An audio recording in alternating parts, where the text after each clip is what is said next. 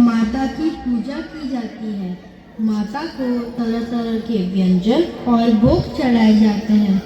मुझे यह जानना है कि माता की नवरात्रि में माता के 9 रूपों की पूजा क्यों की जाती है।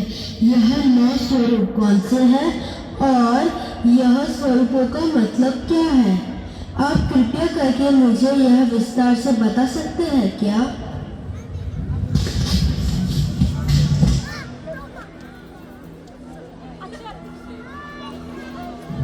अवश्य वत्स। समय के प्रारंभ में परब्रह्म के 2 भाग हुए, पुरुष और प्रकृति। पुरुष ने अपने आप को 3 भागों में विभाजित किया। सृजन करता ब्रह्मा, वहन करता विष्णु और विलीन करता मैं। इन तत्वों को शक्ति प्रदान करने हेतु प्रकृति ने स्वयं को 3 भागों में विभाजित किया। लक्ष्मी, सरस्वती तथा शिवा। इन तीनों शक्तियों के 3 रूप बने, जो तीनों प्रकार से सृजन, वहन और हरण का कार्यभार संभालते हैं। इनके ये 9 रूप ही नवदुर्गा है। इनका सबसे पहला रूप है शैलपुत्री। शैलपुत्री अर्थात राज हिमावत की पुत्री, और इसी कारणवश इन्हें शारदा के नाम से भी जाना जाता है। उनका स्वरूप शांत, सुशील और दिव्य है, जिसके एक हाथ में त्रिशूल और दूसरे में कमल का फूल सुशोभित है। वे नंदी बैल पर सवार होती है और मूलाधार चक्र की देवी मानी जाती है, जो योग साधना के आरंभ से जुड़ी है। इनका दूसरा रूप है ब्रह्मचारिणी।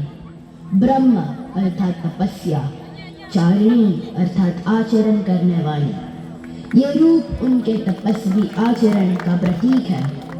उनका स्वरूप अत्यंत सरल और सुंदर है। उन्होंने श्वेत वस्त्र धारण किए हैं। यह ज्ञान, विद्या और तप की देवी है। इसके माध्यम से इन्होंने शिव को अपने पति के स्वरूप में प्राप्त किया। इनका तीसरा रूप है चंद्रघंटा। मस्तक पे घंटे के आकार में आधा चंद्र। ये रूप अत्यंत शांतिदायक और कल्याणकारी है। विभिन्न प्रकार के अस्त्र शस्त्र इनकी 8 भुजाओं में सुसज्जित है। इनका तीसरा नेत्र सदैव खुला रहता है। यह साहस और वीरता का प्रतीक है। उनकी घंटे जैसी भयानक ध्वनि से दानव और राक्षस भी कांपते हैं।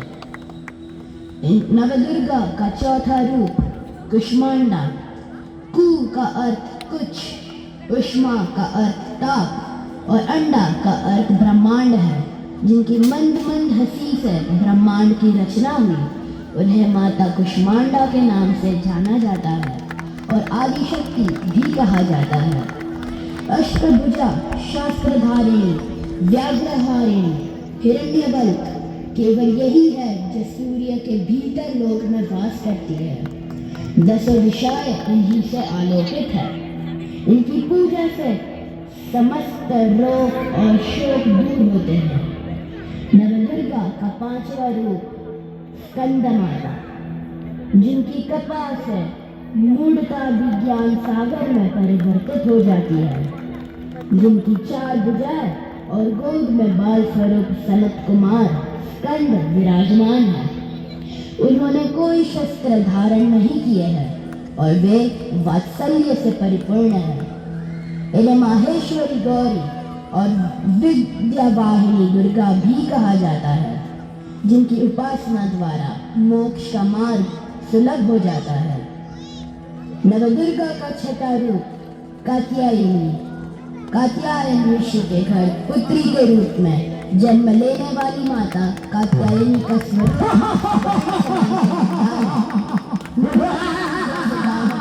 और असुरों सूर्य के समान दैदीप्यमान मान से इस रूप की आराधना करने से अर्थ, धर्म, काम और मोक्ष फलों की प्राप्ति होती है।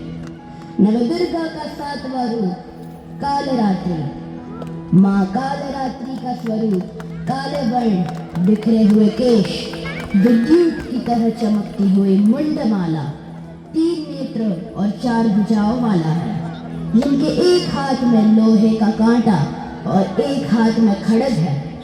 इनका आशीष शुभों का कर्ता और कारक है। ये अंधकार का विनाश करती है।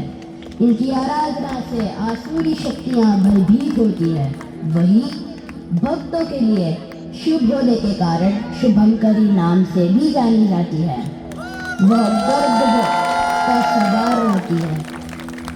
नवदुर्गा का 8वां रूप महागौरी। शंख, चंद्रमा और कुंद के फूल के समान उज्ज्वल, श्वेत वर्ण, श्वेत वस्त्रों से सुसज्जित, चतुर्भुज, त्रिशूलधारी, तालवाद्य धारण करने वाली माँ महागौरी रूप में अपने उपासकों को वरदान देती है। सफेद वस्त्र और आभूषण धारण करने की वजह से इन्हें श्वेतांबरा के नाम से भी जाना जाता है, जो अत्यंत शांत और मृदुल है। नवदुर्गा का 9वां रूप सिद्धिदात्री। माँ सिद्धिदात्री देवी दुर्गा का 9वां और अंतिम स्वरूप है। सिद्धि का अर्थ अलौकिक शक्ति या क्षमता है और धात्री का अर्थ दाता या सर्वश्रेष्ठ है। 4 भुजाओं वाली माता कमल के पुष्प पर आसीन होती है और जिनका वाहन सिंह है। हरिमा, महिमा, गरिमा, लघिमा, प्राप्ति, प्रकम्य, ईशत्व, वशित्व, ये 8 सिद्धियां केवल इन्हीं से प्राप्त हो सकती है। शिव का अर्धनारेश्वर रूप इनकी सिद्धिदात्री रूप की ही देन है। अर्धनारेश्वर स्वरूप की जय। बोलो श्री नवदुर्गा स्वरूप की जय।